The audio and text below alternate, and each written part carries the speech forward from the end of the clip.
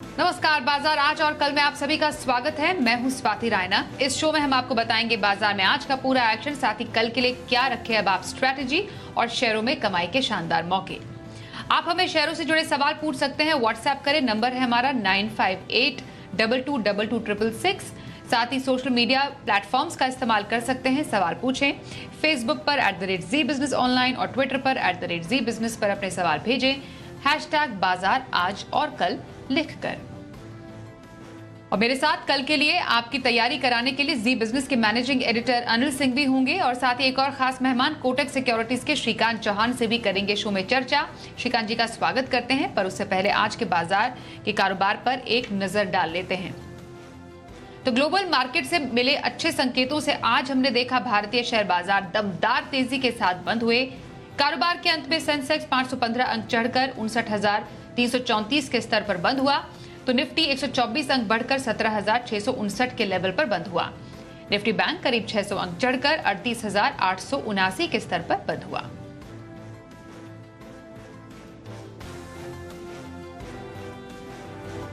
और आइए अब एडिटर्स टेक में अनिल जी से समझते हैं कि बाजार की इस तेजी को सपोर्ट कहां से मिल रहा है।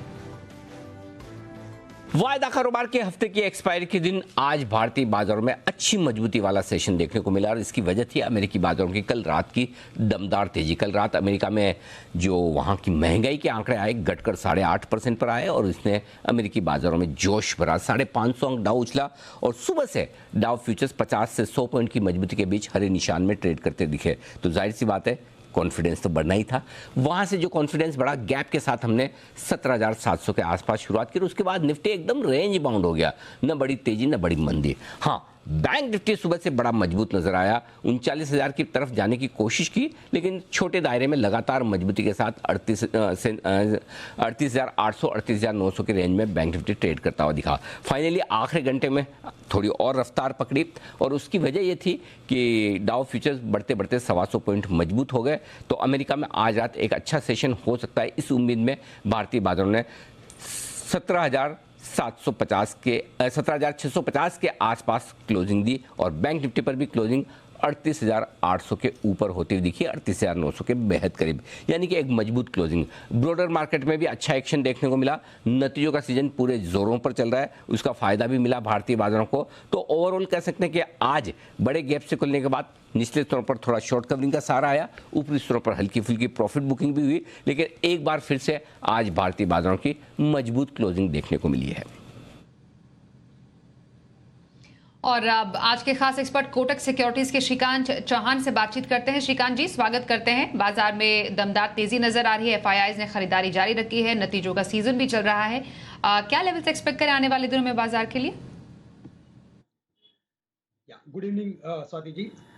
देखिए, हमें लगता है कि मार्केट जो है वो काफी एक सॉलिड फॉर्मेशन के साथ ऊपर आ रहा है और काफी सारे इंपॉर्टेंट लेवल्स को मार्केट ने कई बार अच्छे पॉजिटिव नोट पे क्लोज किया, यानी कि जितने भी बड़े इवेंट आए थे मार्केट में उन सभी इवेंट्स को मार्केट ने काफी पॉजिटिवली लिया है। और इस बार भी अगर आप देखें तो जो सबसे बड़ी जो फेड की जो इन्फ्लेशन के जो नंबर्स आने वाले थे, सीपीआई के नंबर्स, उन नंबर्स को भी अगर देखा जाए तो मार्केट ने पॉजिटिवली क्रॉस किया है। तो हमें लगता है कि ये मार्केट बिल्कुल 18,000 के लिए जाने के लिए रेडी है और यहाँ से अगर कोई भी करेक्शन अगर आता है तो बिल्कुल लॉन्ग पोजीशंस बना के चले।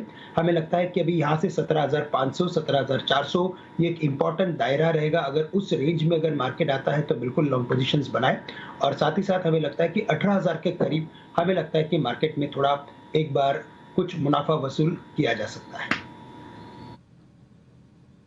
ओके, बाजार पर रही राय श्रीकांत जी की। अब मीडियम टर्म के लिए किसी को नजरिया रखना हो श्रीकांत जी, तो कौन से स्टॉक में खरीदारी की राय देंगे और लॉन्ग टर्म की खरीदारी के लिए कौन सा स्टॉक?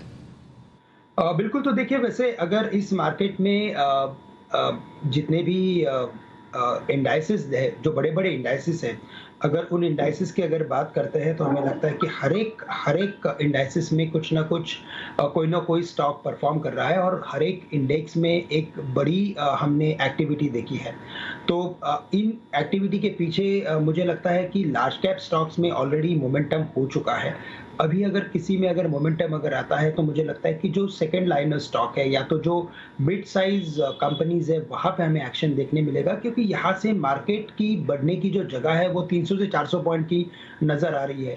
और इस पर्टिकुलर छोटे रेंज में हमें लगता है कि कई बार हमने मिड कैप या स्मॉल कैप स्टॉक्स में अच्छी तेजी देखी है। तो अगर यहाँ से अगर कुछ मीडियम टर्म के व्यू से अगर कुछ पोजीशंस को अगर लॉन्ग करना है तो हमें लगता है कि एम्फेसिस बीएफएल को लॉन्ग किया जा सकता है। और टेक्नोलॉजी के मिड कैप बास्केट में ये स्टॉक आता है और अगर इसके अपसाइड देखें तो हमें लगता है कि 2600 तक नजर आ रहे हैं। यहाँ पे हमें जो स्टॉप लॉस रखना है वो हम स्टॉप लॉस रखेंगे तकरीबन 2365 का। तो एक पोजिशनल व्यू के साथ हम एम्फेसिस बीएफएल को लॉन्ग करेंगे। और अगर यहाँ से एक लंबी अवधि का अगर नजरिया लेना है तो हमें लगता है कि एक्सिस बैंक को लॉन्ग करके चले। उसका रीजन यही है कि वापस एफआई की खरीदारी लौट चुकी है। एफआईएस लगातार इस मार्केट में खरीदार बन रहे हैं। और अगर आज के दिन में भी अगर आप देखें तो उन्होंने तकरीबन 2200 करोड़ की एक ह्यूज लॉन्ग पोजीशंस क्या मैं बोल सकता हूँ कि इनफैक्ट उन्होंने कैश में बाय किया है। तो हमें लगता है कि ये बैंक स्टॉक्स के लिए काफी अच्छा एक सहारा मिलेगा और एक्सिस बैंक को लॉन्ग करके चले। यहाँ पे हमारी जो टारगेट्स है वो 960 रुपए के हैं।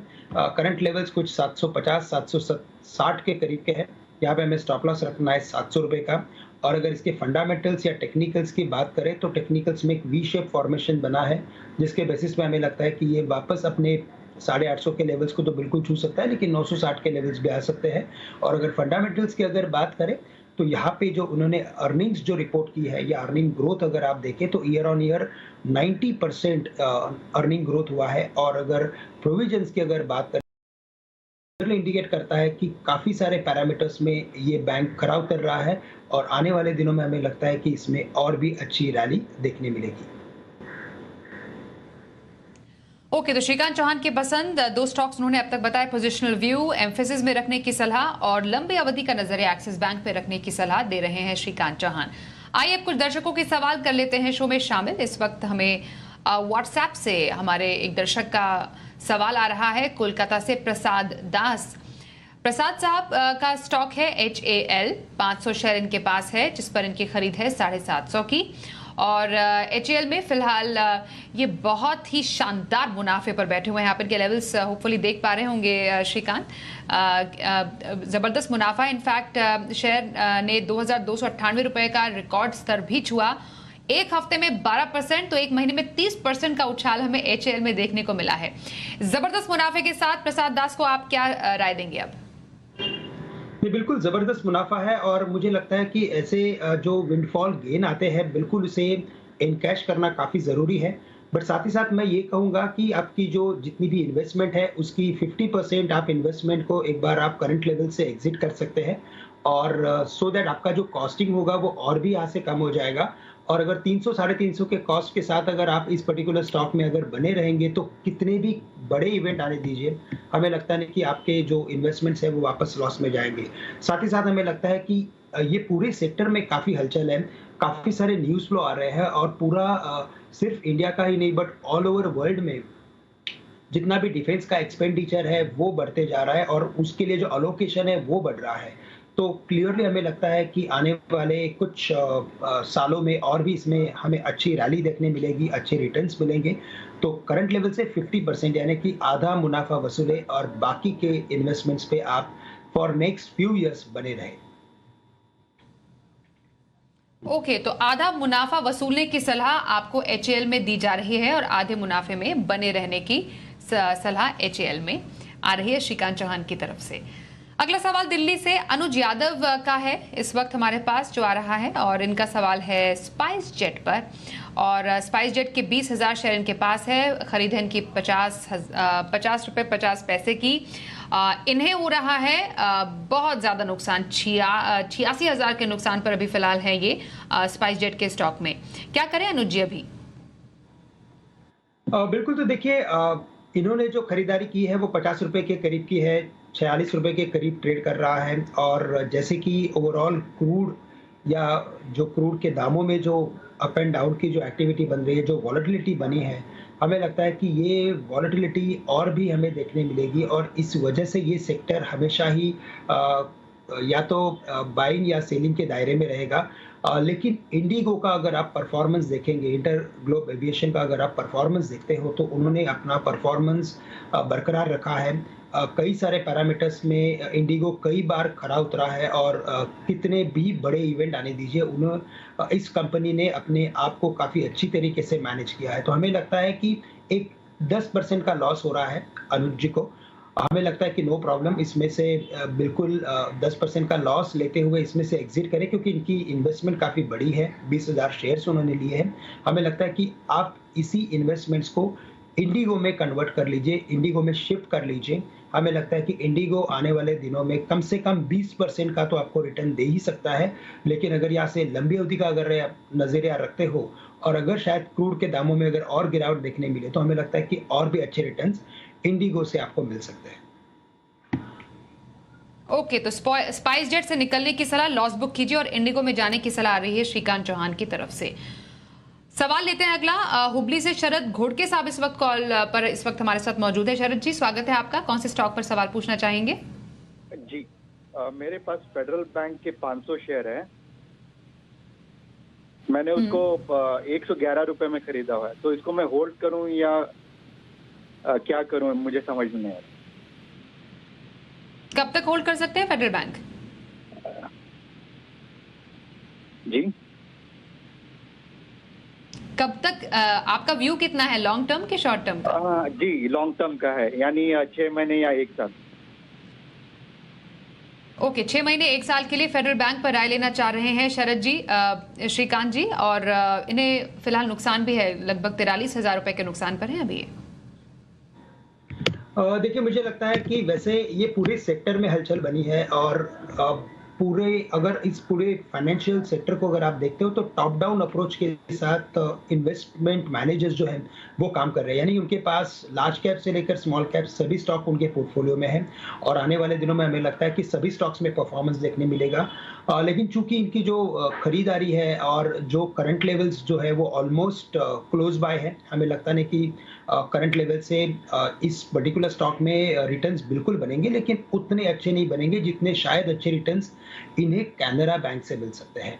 तो कैनरा बैंक अभी 230-235 के करीब ट्रेड कर रहा है। हमारी राय ये है कि करंट लेवल से फेडरल बैंक में से एग्जिट करें, और फेडरल बैंक में से एग्जिट करें, और कैनरा बैंक में आप आपके इन्वेस्टमेंट्स को जोड़ सकते हो। ओके, तो फेडरल बैंक से निकलने की सलाह, कैनरा बैंक में एंट्री की सलाह। इनफैक्ट जो इनके लेवल्स इन्होंने बताया उस लिहाज से ये थोड़े हल्के मुनाफे पर बैठे हुए हैं। थोड़ा सा लेवल्स में कंफ्यूजन हो गया था, करंट लेवल्स हमने आपको दिखाए हैं यहाँ पर। चलिए, अगले कॉलर इस वक्त हमारे साथ है, उनसे बात कर लेते हैं। इंदौर से यश खंडेलवाल हमारे साथ है। यश जी, स्वागत करते हैं। कौन से स्टॉक पर सवाल पूछना चाहेंगे? मैम, मेरे पास इन्फोसिस के 5,000 शेयर है एट द रेट 525। तो मुझे लॉन्ग टर्म के लिए, तो I would like to ask कि अभी बने रहूं कि मैं प्रॉफिट बुक करूं? कब आपने इन्फोसिस में कब लिया था आपने इन्फोसिस, यश जी? 2015 में।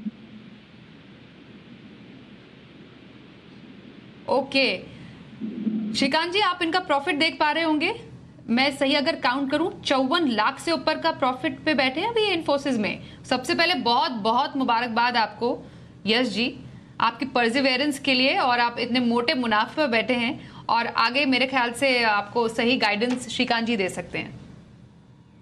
बिल्कुल, मैं भी इन्हें कॉन्ग्रेचुलेट करना चाहूँगा, मुबारकबाद देना चाहूँगा, क्योंकि इतनी बड़ी इन्वेस्टमेंट के साथ इतने लंबे अवधि के लिए रखना, मैंने देखा है कि कई बार जो रिटेल इन्वेस्टर्स होते हैं वो ऐसे इन्वेस्टमेंट्स में से एग्जिट कर लेते हैं, बट इन्होंने रखा है, जो अच्छी बात है।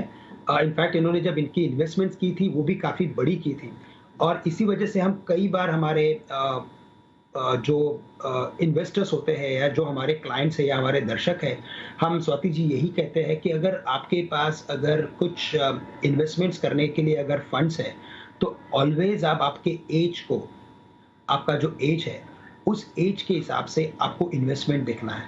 यानी इस पर्टिकुलर मार्केट में अगर फॉर एग्जांपल 100 रुपीज़ अगर आपको डालने हैं, तो 100 माइनस आपका जो एज है वो करना है और उसके हिसाब से आपको इन्वेस्टमेंट्स मार्केट में करने हैं। तो हमें लगता है कि जो उन्होंने इन्वेस्टमेंट्स की है वो काफ़ी बड़ी इन्वेस्टमेंट्स है, नो डाउट काफ़ी अच्छे रिटर्न्स बन रहे हैं। लेकिन अगर एक ही स्टॉक में अगर इतनी बड़ी अगर इन्वेस्टमेंट है तो हमें लगता है कि थोड़ा इसे डाइवर्सिफाई करना काफ़ी ज़रूरी है।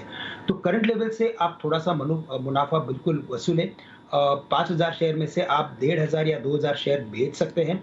हमें नहीं लगता कि इन्फोसिस में से एग्जिट करना उतना एडवाइजेबल है, लेकिन बिकॉज कि एक ही स्टॉक में अगर इतनी बड़ी अगर इन्वेस्टमेंट हो तो आप ये डिसीजन लीजिए कि आप इसमें से तकरीबन 1/3 आपके इन्वेस्टमेंट्स को एग्जिट कीजिए, निकालें, मुनाफा लीजिए और उतने ही अमाउंट का इन्वेस्टमेंट आप किसी या तो किसी बैंक में आप इन्वेस्ट कर सकते हैं या तो आप किसी अदर कोई मेटल कंपनी में इन्वेस्ट कर सकते हैं कि जो यहाँ से आपको बड़े रिटर्न्स दे सकता है। तो हमें लगता है कि एक्सिस बैंक या तो आईसीआईसीआई बैंक ही एक अच्छा विकल्प रहेगा और यहाँ से हमें लगता है कि इन दो स्टॉक्स में भी आने वाले कुछ महीनों में या कुछ सालों में अच्छे रिटर्न्स बनेंगे। तो 1/3 निवेश जो है आप निकालकर एक्सिस बैंक या किसी और बैंकिंग क्षेत्र के स्टॉक में इन्वेस्ट कर सकते हैं। बाकी इन्फोसिस में बने रहिए, लॉन्ग टर्म का आपका नजरिया है। All the very best Yash ji. अगले कॉलर से बात करते हैं लुधियाना से अंकित कुमार इस वक्त हमारे साथ। अंकित जी स्वागत करते हैं आपका, बताइए कौन से स्टॉक पर सवाल पूछना चाहेंगे? मैंने पूछना था अपना 170 का ना 1,000 हमने खरीदा है, क्या कहते हैं, सागर सीमेंट।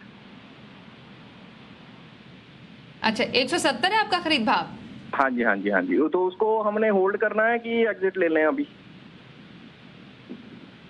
ओके, और कब तक आप होल्ड कर सकते हैं? मैडम अभी तो जैसे मार्केट अभी ऊपर जाने वाला है तो फिर मैं दिसंबर तक होल्ड कर सकता हूँ, कोई दिक्कत नहीं है वैसे।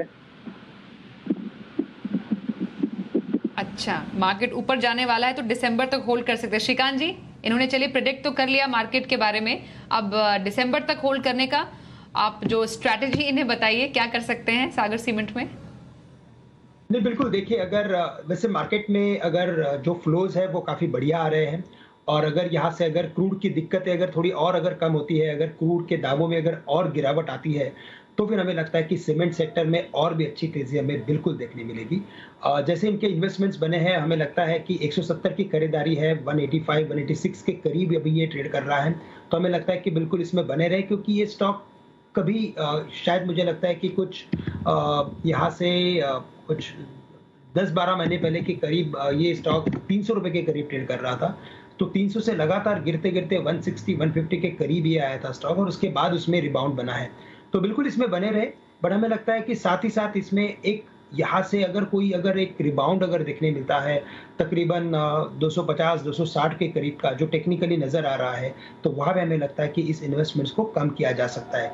या तो आप इसमें 70-75% का मुनाफा लीजिए उस वक्त, और उस वक्त आप किसी और सेक्टर में इन्वेस्ट कर सकते हैं। ओके, तो ये रही आपके लिए सागर सीमेंट पर सलाह। आइए अब देखते हैं बाजार पर क्या रखे हैं आप कल के लिए खास स्ट्रैटेजी, और बाजार के लिए अहम संकेत समझते हैं अनिल जी से। जहां तक कल के बाजारों का सवाल है, हफ्ते के आखिरी दिन संकेत हम अमेरिकी बाजारों से लेंगे। हमारे बाजारों के बंद होने के वक्त डाउ फ्यूचर्स लगभग 100 से 125 पॉइंट मजबूत थे, तो देखते हैं अमेरिकी बाजारों में कल की तेजी के बाद क्या एक और मजबूत सेशन दिखता है, कल डाउ फ्यूचर्स कैसा कुछ कारोबार करते हैं। लेकिन भारतीय बाजार बड़े इंटरेस्टिंग लेवल्स के आसपास बंद हुए हैं। निफ्टी पर 16,700 से थोड़ा सा 17,700 से थोड़ा सा नीचे, और बैंक निफ्टी में 39,000 से थोड़ा सा नीचे, 100-125 पॉइंट नीचे। तो कल के लिए आपके लिए दो लेवल्स अहम होंगे। 17,700 के ऊपर टिकने पर तेजी थोड़ी और बढ़ेगी और बड़ा टारगेट फिर ऊपर का 17,800 से 17,850 का होगा। निचले स्तरों पर 17,525 से लेकर 17,600 तक की रेंज में एक अच्छा सपोर्ट दिन के लिए निफ्टी लेने की कोशिश करेगा। बैंक निफ्टी के लिए वही सपोर्ट थोड़ा दूर होगा, 38,400 से 38,500 की रेंज में। एक बार 39,000 को पार करके बैंक निफ्टी टिका तो वहाँ मजबूती और बनती दिखेगी। नतीजों के लिहाज से कल वैसे आखिरी दिन समझकर चलें, थोड़े बहुत नतीजे शनिवार रविवार को भी आ सकते हैं, लेकिन बड़ा एक्शन कल होगा। तो कल ढेर सारा स्टॉक स्पेसिफिक एक्शन भी आपको देखने को मिलेगा। लंबा वीकेंड है, 3 दिन की छुट्टी है, सोमवार को स्वतंत्रता दिवस की वजह से बाजार बंद रहेंगे, तो काफ़ी कुछ सधा हुआ ट्रेड रहेगा, छुट्टियों का माहौल भी है। तो ओवरऑल कल का एक्शन स्टॉक स्पेसिफिक रहने वाला है, लेकिन बाजारों में अब तक तेजी का ट्रेंड बरकरार है और अगर ग्लोबल मार्केट से किसी तरह के कोई खास डिस्टर्बेंस के संकेत नहीं आते हैं तो रेंज बाउंड मार्केट में निचले स्तरों पर आपको खरीदारी लौटती हुई दिखेगी। चलिए अब देख लेते हैं कल का ऑप्शन।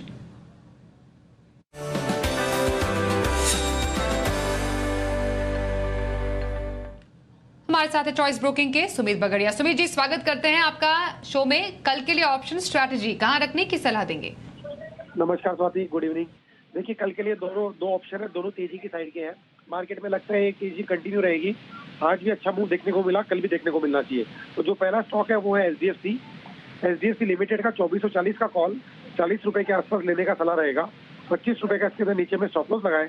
ऊपर के अंदर 55 रुपए से लेके 60 रुपए तक के लेवल एचडीएफसी के 2440 के कॉल के अंदर देखने को मिल सकते हैं।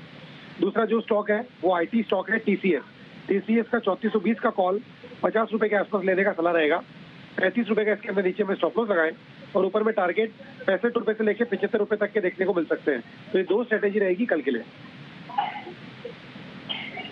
बहुत धन्यवाद सुमित जी, कल के लिए ऑप्शन स्ट्रैटेजी बताने के लिए। और श्रीकांत जी, कल के लिए खरीदारी करनी हो या 1 से 2 दिन का नजरिया हो किसी का शॉर्ट टर्म के लिए, कौन से पिक सजेस्ट करेंगे?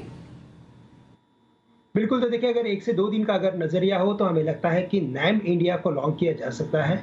जो करंट लेवल्स कुछ 320 के करीब के हैं और हमें लगता है कि यहाँ पे 310 का स्टॉप लॉस रखा जा सकता है। 334 से लेकर 340 के लेवल्स नजर आ रहे हैं। हमें लगता है कि ओवरऑल ये जो एएमसी रिलेटेड जितने भी स्टॉक्स हैं उनमें आने वाले दिनों में अच्छी खरीदारी देखने मिल सकती है।